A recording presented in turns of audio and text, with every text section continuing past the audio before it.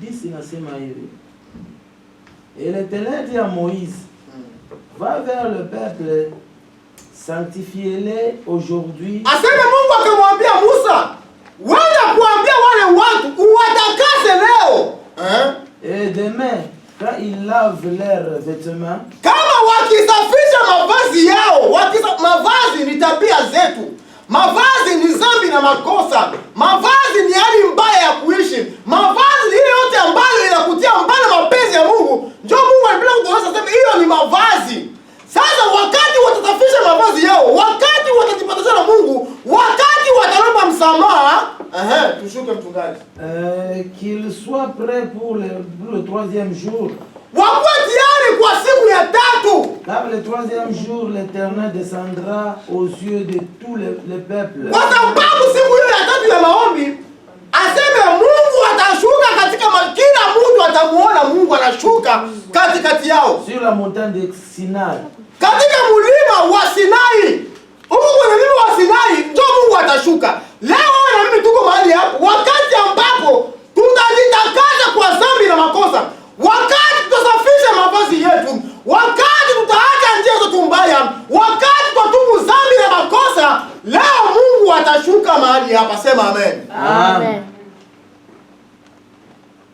Shuka mchungaji. Et tu fixeras au peuple des limites tout alentour, et tu diras, gardez-vous les montrer sur les montagnes, ou d'en toucher le bord. Quiconque touchera la montagne sera puni de mort. Amen. Amen.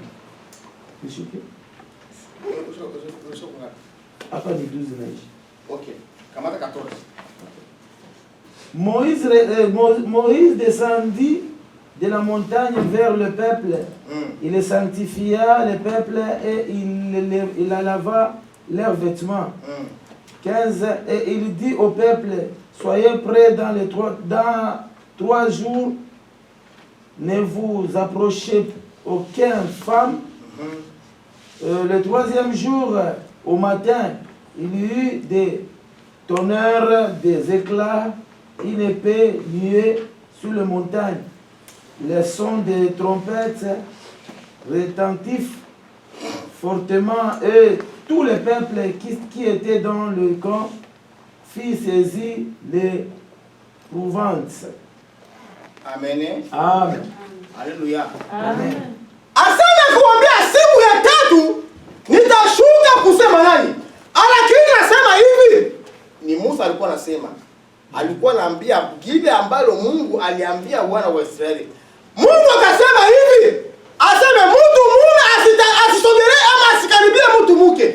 Na mtu mke asikaribie mtu mume. Wote wajitakase. Wakati watajitakasa, ndio mimi Mungu nitashuka. Na wakati Mungu alishuka, hakushuka tu kukuya tu hivi pole pole tu hivi aka. Basi. Sijui ilisema Mungu alikuwa na mshindo wa nambari. Alikuya pole pole. Amen. Mungu aukia musiri aseme nitakuya tu nishakala katika tendo aseme Mungu alikuya, iko anakuya, Mungu alishuka. Iko napiga mamitundo, napiga sijui matropete, napiga mate mpaka wakaanza kuchanganyikiwa. Wakaanza kuogopa tena. Bakaenda kumwambia Musa, umwambie Mungu wako arudie. Mungu atusaidie sana. Amen. Bakashikia goboka sasa umwambie arudie. Wewe ni Mungu kweli, ni wa nguvu. Ni Mungu wa nguvu. Ni Mungu wa uweza, ni Mungu wa mamlaka. Mwambie tu arudie, tunamshikia kabisa. Wakati walijitakasa, njoo walishuka tena wakaogopa. Naweza kuwa sawa. Amen. Amen. Mungu iko. Na Mungu ni wa nguvu. Na Mungu ni wa uweza. Lakini kitu Mungu anaomba ni utakaso tu kwako na mimi. Mungu anaomba tu utakaso tu.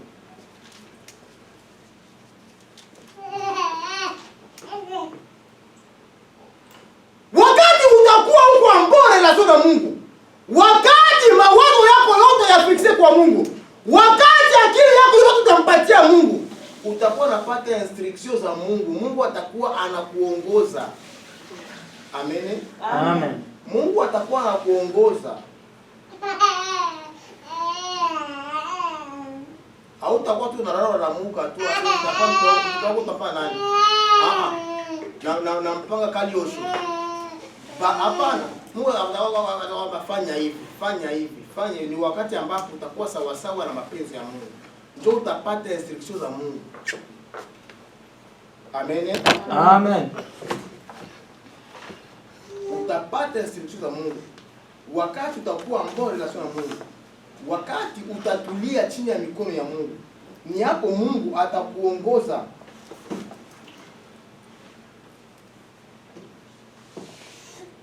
Kwa sababu Musa alikuwa mtu ambaye alikuwa anaogopa Mungu. Musa zao watu wangapi? Hapana mchungaji. Musa zao watu wangapi? Mungu akubariki.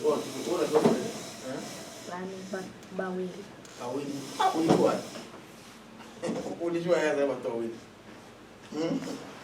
Amen. Amen. Musa zao watu wawili. Naona ndivyo basi.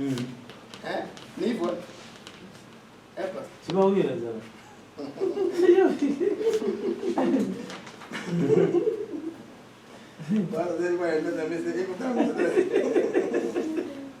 Amen. Amen. Mungu awabariki sana. Amen. Musa zao watu wangapi? Soma kama Kutoka 18:3 mpaka Exode 18, 14. 3, 4. Il prit aussi les deux fils de Séphora, l'un de se nommer Guérachom, car Moïse avait dit, j'habite un pays étranger.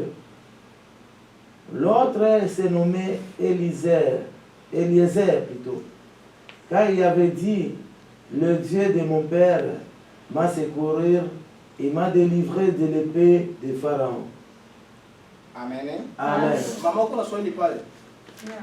Tukamate swali Kutoka 18:3 hadi 4.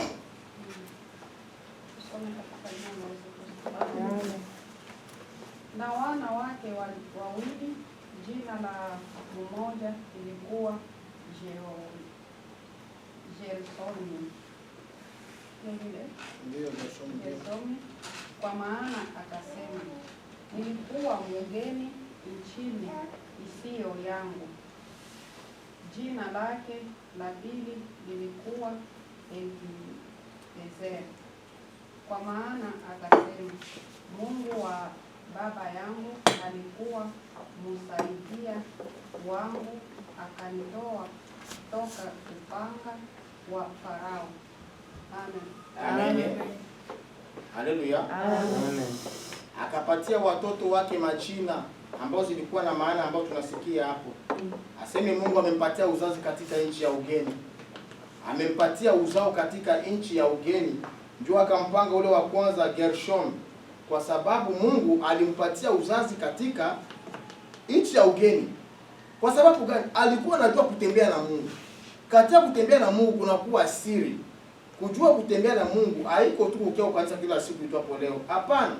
Kujua kutembea na Mungu ni kushimama sawa sawa na mapenzi ya Mungu. Ni kushikamana sawa sawa na amri 10 za Mungu. Ni kushikamana sawa sawa na matendo makubwa ya Mungu. Hiyo ndio kutembea sawa sawa na Mungu. Wakati utakuwa chini ya uongozi wa Mungu, Mungu atakupatia instruction ambayo itakupatia nguvu ya kushinda. Amen. Amen. Unajua katika hali ya kuomba iko na maklase yake. Sijui pasa unakumbuka wakati Musa alikuwa anafanya akiomba anafanya hivi. Wakati alikuwa anaomba watoto wa Israeli. Wakati atenda yulu hivi wazee Israeli wanaanza kumsaidia njoo ya kupika. Kama wanamweka yulu hivi anapika vita banawina. Hapa kwanza anaweza kumsaidia wini. Sio kwa yeye pika akifanya hivi banawina. Akishuka hivi banawina. Amen. Amen. Akifanya mikono hivi Musa alikuwa anapiga vita. Bakasema hapana, hivyo bwana iko na mikono iko na mtolea kutia yule hivi. Hata tumkamatie manini manguzo. Bakamtilia majiwe huku na huku, bakamkamatia sasa hayo. Ndio bakapiga vita mpaka mwisho. Nikupenda kusema nini? Hali ya kuomba inakuwaka wewe ndio unajua kitu jiplace na Mungu wako. Nitaka tuniko nekana hapa hivi niko naomba. Mungu wangu, Baba unisaidie, Baba uniwezeshe. Na Mungu atakusikia. Maana wengi wajisikia ukufanya vile, utaomba vile. Amen. Amen. Wala ijakuwa kama tukisema tuombe tunekana chini yote amake Mungu atatusikia maana tusikie. Hapana. Mungu anatusikia kila wote ambaye yuko tayari. Mungu anasikia kila wote ambaye amejipatia na Mungu.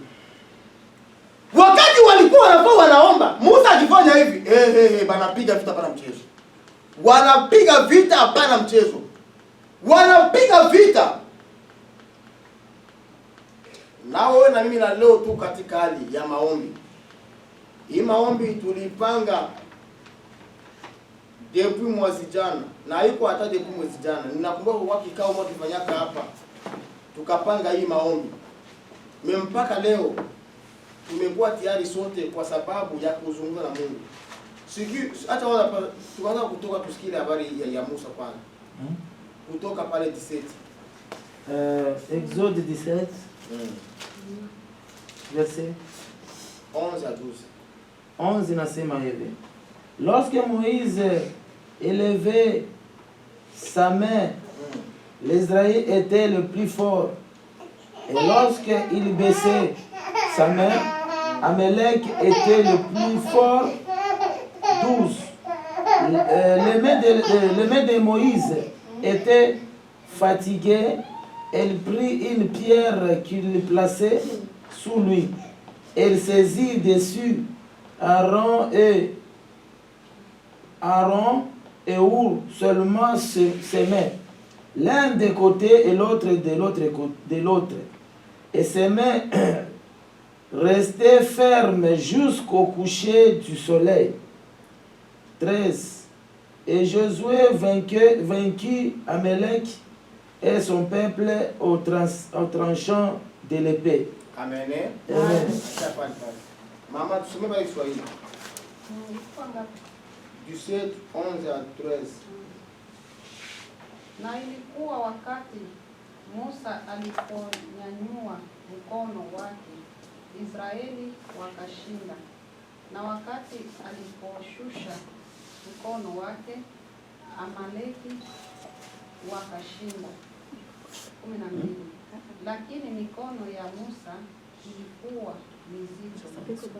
Wakatwaa jiwe na kuliweka chini yake. Akaketi juu yake Haruni na Huri wakategemeza mikono yake juu mmoja kwa upande mmoja na mwingine kwa upande mwingine, wala mikono yake haikusita hata jua liliposhuka. Amen. Amen. Unasikia habari za hapo kisa alikuwa anapiga vita. Akipata tu mikono yake yulu tu hivi, vita vinapambana, wanapiga vita vizuri sana. Na mikono yake kishuka hivi wanashindwa vita. Katika hali ya kuomba, unakuwa siri fulani. Katika maombi uko namulilia Mungu nafanya mikono hivi. Katika maombi ya kupiga magoti, katika maombi, unajua maombi iko na mataba, iko na maklasi. Maombi yote Mungu anayasikia. Utaweza omba unafanya mikono juu hivi ni kuomba, utaomba unapiga magoti ni kuomba, utaomba huko unatembea ni kuomba, utaweza omba unakaa chini ni kuomba, lakini hatuko kule maana huko kunakuwa somo ndefu ambalo tutaligusia siku nyingine tena ambayo Mungu atupatia kibali. Amen. Amen. Tuko nazungumzia habari za kutengeneza maisha yetu. Ninajua wakati tuko tunazungumza hapa na tuko tunaweza tunaomba Mungu, tuko tunaweza kuangalia maisha yetu, njia zetu ambazo tumezitembelea huko na kule, ili Mungu atusaidie siku za leo. Ili Mungu atusafishe, maombi yetu kubaliwe na Mungu. Kamatia tena hiyo Kutoka mama 12:6.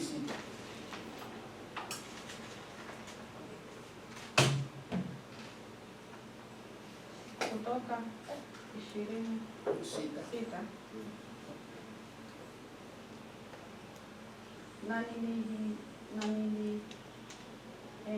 Na nikihurumia elfu zao wanaojipanda na kuchunga amri zangu. Amen. Amen. Mungu anahurumia watu maelfu wanaokubali. Ndio 26. Nami na warehemu maelfu wanaonipenda na kuzishika amri zangu. Mungu anarehemu watu maelfu wale ambao wanampenda. Amen. Amen. Mungu anarehemu watu maelfu wale ambao wanampenda na wale ambao wanashika amri zake. Wale ambao wanampenda Mungu wako wapi?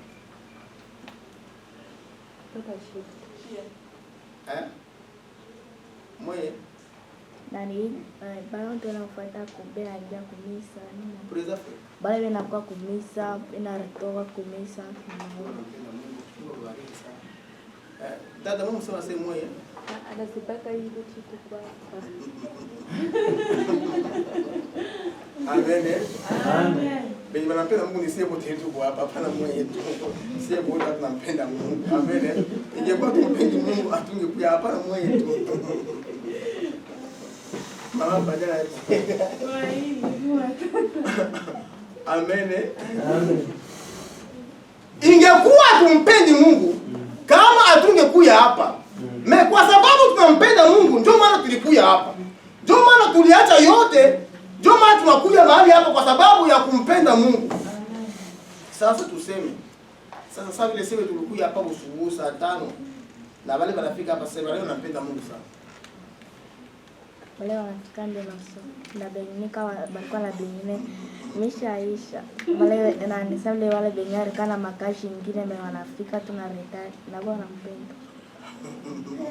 Amen. Amen. Mungu akubariki sana. Sisi sote tunampenda Mungu. Ayo kwa sababu tulikuja usubuhi ndio tunampenda Mungu. Sasa bado tulikia saa kile si ambao tunampenda Mungu. Kwa sababu tuliacha maokipaso yetu, tunasema twende kumtafuta Mungu, twende kumuomba Mungu. Amen. Amen. Inamaanisha sote tunampenda Mungu.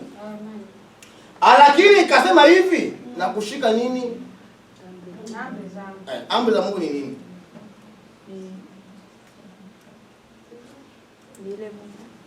Nile arimipa na Moizi na bantu watu wanaijoka ba Kristo wanafuata. Ile walimpatia Moize kwa watu wa Kristo. Okay. Twende dada. Ile Mungu alitupatia sio ndio tupate kuongoka ndio amri 10. Ile moja tunapata kuogopa. Twende frère.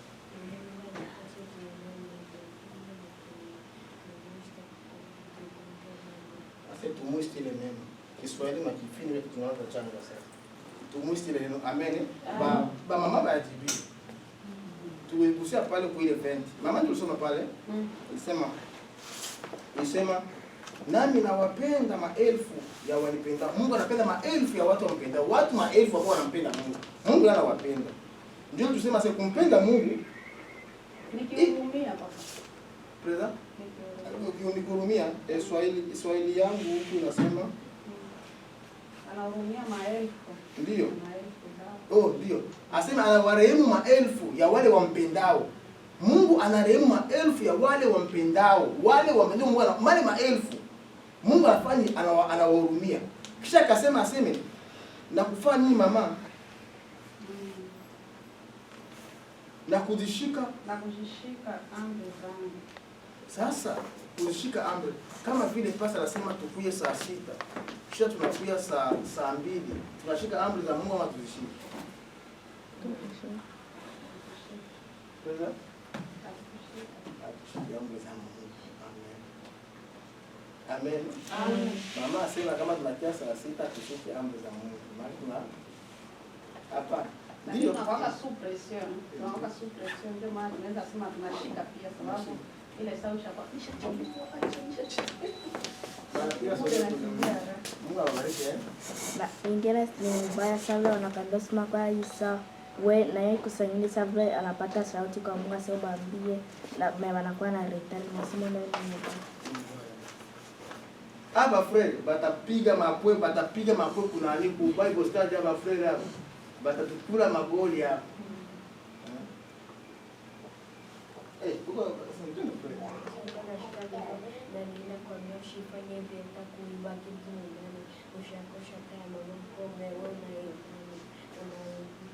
Nasikia. Bwana sasa hata niba kabomoke mama hata mimi mshakoshi sasa roho mwana ndase acha kufanya ile mkosa. Ile ushika ndio ni kweli Mungu kwa amen. Amen. Kushika amri ni kutokwenda kinyume cha mapenzi ya Mungu. Sote tuko watu wa Mungu, sote Mungu anatupenda, sote Mungu anatujua. Tuko mahali hapa kwa sababu Mungu anatupenda. Ndio maana tulikuja wakati tutungiwa kumtafuta Mungu. Ingekuwa tuko watu wa Mungu, hatungekuja mahali hapa. Ni kwa sababu tunampenda Mungu, ndio tulikuja hapa. Ndio tungependa hapa hivi kama tuko kwa nyumba yetu, tuko naangalia masinema, tunaangalia matelefone, tuko mapaja ma Facebook, tunaangalia sijui tunaseta ma muziki, tuko tunasikia. Lakini tumejua kwa sababu tuko hapo kwa sababu ya upendo wa Mungu. Na katika kumpenda Mungu, ile ambayo tunaonyesha kila siku ni kumpenda Mungu. Tujitahidi kushika amri za Mungu, kushika sheria za Mungu. Si vile kushika sheria za Mungu. Sana. Ndio vizuri sana. Amen. Amen. Amen. Mama bebe gracia ya kufunga. Amen. Amen. Ndio hivyo watoto wa Mungu. Mungu anarehemu watu maelfu. Kwa wale ambao watasema, tuko nasema tunapenda leo Mungu atukubali. Tujipatashe na Mungu. Mungu atusamehe kwa dhambi na makosa. Mungu aturehemu kwa yale ambayo tunayasema na kuyasikia ambayo inatutia mbali na mapenzi ya Mungu. Yote Mungu atufanye atusamehe siku ya leo ili maombi yetu yakubaliwe na Mungu. Maana tunajua kila mmoja wetu bila sema moyo wa mtu na ugonjwa wa hatari, nani anaweza kutambua? Moyo wa mtu labda ni siri. Moyo wa mtu waka mambo mengi ambayo yajuaka ndani ni Mungu. Bila Mungu kuyajua hakuna mwingine atakayejua. Mungu anajua siri yake. Sasa ni wajibu wetu wewe na mimi kwa watu wa kujitambua kila siku tuko leo. Mimi siko mhubiri. Ndio tunakuandaa kwa hali ya kuomba msamaha. Amen. Amen. Jua tushaomba tu maombi hapa ya kushukuru tu. Tushaomba. Sasa tupate tuje maombi ya msamaha kisha mengine sasa tuyafuate. Mungu anarehemu watu maelfu wanaompenda na wale ambao sheria za Mungu. Tujitahidi katika maisha yetu tushike sheria za Mungu. Somaji Biblia mama tukamatie tena Kutoka 18:19.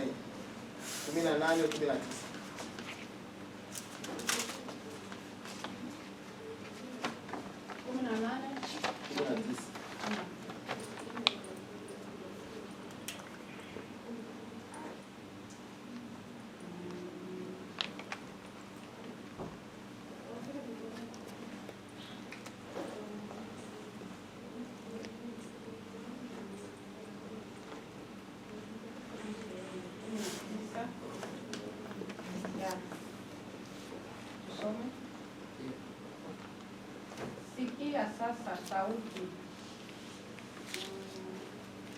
sasa sauti yangu, nitakupa shauri, na Mungu awe pamoja nawe, uwe mbele ya watu kwa Mungu, na wewe ulete maneno kwa Mungu.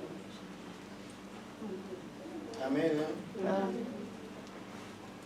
La soba tena mimi soba mfano kwa sababu Français nasema 18 nasema maintenant écoute ma voix, je te donne un conseil et que Dieu soit avec toi, sois l'interprète du peuple auprès de Dieu et porter des affaires devant Dieu. Amen. Amen. Hapa inasema vizuri sana. Hapa inasema hivi. Inasema hivi. Amen. Amen. Sikiliza sasa neno langu. Nitakupa shauri. Mungu anakuambia sema usikilize neno lake. Yeye Mungu atatupatia sisi shauri sisi sote. Mungu anahitaji tusikie neno lake, atupe shauri kupitia parole ya kupitia neno la Mungu. Mungu anahitaji atupatie shauri. Jina la Bwana libarikiwe sana. Amen. Mungu anahitaji aseme nasi. Mungu anahitaji atuoneshe mambo fulani kisha nasema hivi, na Mungu na awe pamoja nawe. Mungu wetu wa mbinguni, muumbaji wa mbingu na dunia, akuwe na kila mmoja wetu siku ya leo. Amen. Amen. Mungu iko omnipotent, omnipresent, omniscient. Mungu iko msisteme yake ya uungu. Biblia inasema sisi ni wa Mungu wadogo. Sisi ni wa Mungu wadogo. Ndivyo Biblia inasema mchungaji. Kila mmoja leo ajisikie iko na Mungu karibu yake. Kila mmoja ajisikie iko na dialogue na Mungu. Kila mmoja ajisikie iko na sema na Mungu. Kila mmoja ajisikie iko na probleme na Mungu siku ya leo. Iko anamuonesha shida zake. Iko anamuonesha haja ya moyo wake. Anamuonesha mahitaji yake. Anamuonesha huzuni yake. Anamuonesha kilio chake. Anamuonesha yale ambayo anayahitaji. Ni wakati ambapo wewe utajisikia unakuwa free. Utajisikia unaomba msamaha kwa Mungu. Mungu amekukubali. Ni hapo ambapo Mungu atasema nawe jioni ya leo. Sema amen. Amen. Na haitaishia tu kwako wewe peke. Haitaishia kwako wewe na mimi. Amen. Amen. Haitaishia kwa wewe peke. Itaishia kwa watu wengine. Tusikie nasema nini hapa tena. Uwe wewe kwa ajili ya watu mbele ya Mungu. Uwe wewe kwa ajili ya watu mbele ya Mungu. Tuseme kwanza hapo. Wewe sasa unakamata problemi za wengine. Huko unaziwakilisha na Mungu. Amen. Amen. Wewe huko unaombea watu wengine. Kwa sababu gani? Kwa sababu gani pastor? Kwa sababu tuko tayari deja sisi. Kwa sababu tumesha kujipatia na Mungu. Sasa tunafaa tukabidhi mizigo ya watu wengine kwa Mungu. Amen. Mama Mungu mnatusia kule nje. Tulisema nini? Mungu akubariki sana, uko attentif mama, Mungu akubariki sana. Kwa sababu sisi tunakuwa patakatifu pa Mungu. Tumekuja kujipatanisha na Mungu. Na huku nje kuna watu ambao wanahitaji msaada wa maombi. Wanahitaji msaada wako wa maombi. Sasa leo wewe ndio utamkabidhi Mungu shida za wale watu wengine ambao wako huku nje. Wale ambao kupata muda wa kufika mahali hapa leo ndio utawataja majina huko, unaweza kuambia Mungu mashida zao. Unaambia Mungu masumbufu yao. Unaambia Mungu mizigo yao ili Mungu awaguse mahali ambapo wanapatikana na shida zao. Sema amen. Amen. Haleluya kanisa la Mungu. Amen. Haleluya watu wa Mungu. Amen. Wakati unakuja kumaombi, utasikia uko na charge, uko na mizigo mingine ambalo uko nayo, ni lazima wewe ndio utaikabidhi Mungu. Leo niko nasema na wewe kama vile jinsi Musa alikuwa anaongea na wana wa Israeli. Amen. Na wewe hivi leo utakuwa kama vile Musa. Utakamata mizigo yote wana wa Israeli huko unaikabidhi Mungu. Amen. Jina la Bwana libarikiwe sana. Amen. Maana katika mafamilia mnakuwa mizigo. Katika majia mnakuwa mizigo. Mmajamaa mnakuwa mizigo. Mmaentreprise mnakuwa mizigo. Yote leo hii utayakabidhi Mungu. Amen. Jina la Bwana libarikiwe sana. Amen. Hata masomo na mtu anaweza kuikabidhi Mungu. Haiko vile mchungaji. Na masomo nayo. Amen. Amen. Na masomo nayo. Mama, mimi nilikuwa nawaza hivi.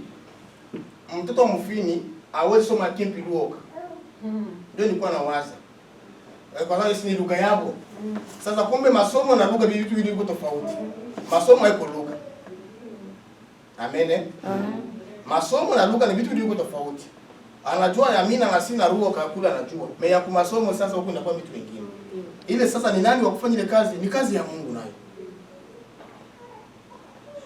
Amen. Amen. Ni kazi ya kukabidhi Mungu. Ndio maana leo ni siku ya kupatia Mungu mizigo. Hata hapa kwenye tuko.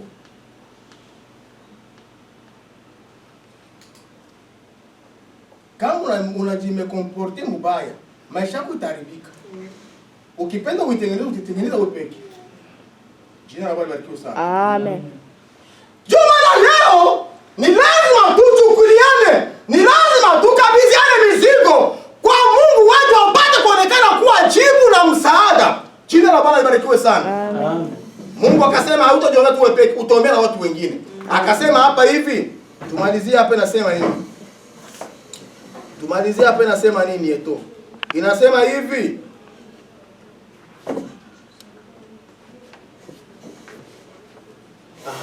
Aseme hivi pastor, inasema hivi.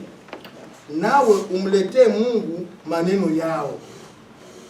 Amen. Amen. Aseme tumletee Mungu. Mnasema nini?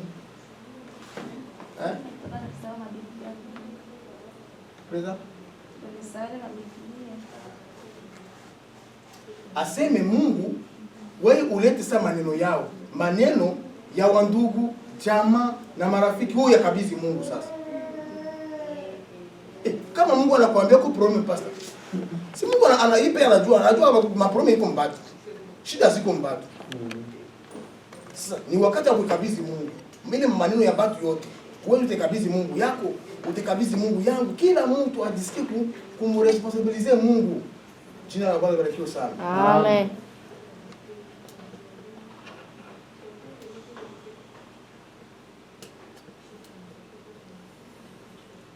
Amen. Amen. Kila mtu ajisikie kumkabidhi Mungu maisha yake. Kila mtu ajisikie kumresponsabilize Mungu haja ya moyo wake. Kila mtu ajisikie kuchukua mzigo wa mtu mwingine kama vile sio wa kwake, ili Mungu apate kuonekana kuwa jibu na msaada. Jina la Bwana libarikiwe sana. Amen. Amen. Amen. Amen. Amen. Acha Mungu atubariki. Amina. Amen.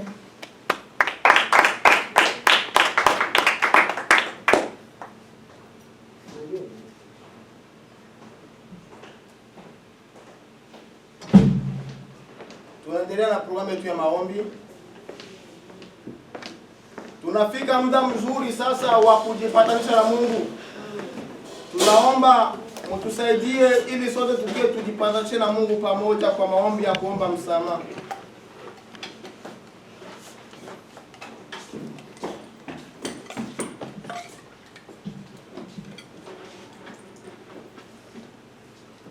Kisha utafunga ile mlango dada.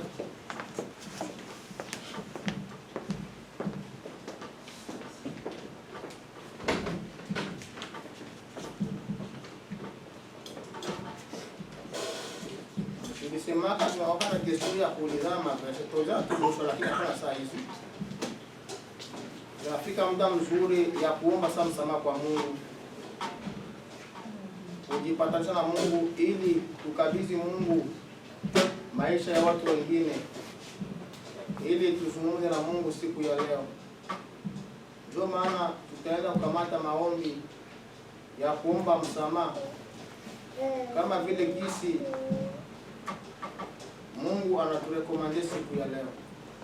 Ndio maana tutasikia tupatie nyimbo moja ya tiari tukiwa katika ya maombi ya kujipatanisha na Mungu ya kuomba msamaha kwa Mungu. Nyimbo moja ya chini kwa chini ya tenzi za roho ili Mungu atukubali siku ya leo. Karibu kwa yule ambaye tayari kwa nyimbo. Karibu kwa nyimbo. Huruma, huruma, Baba.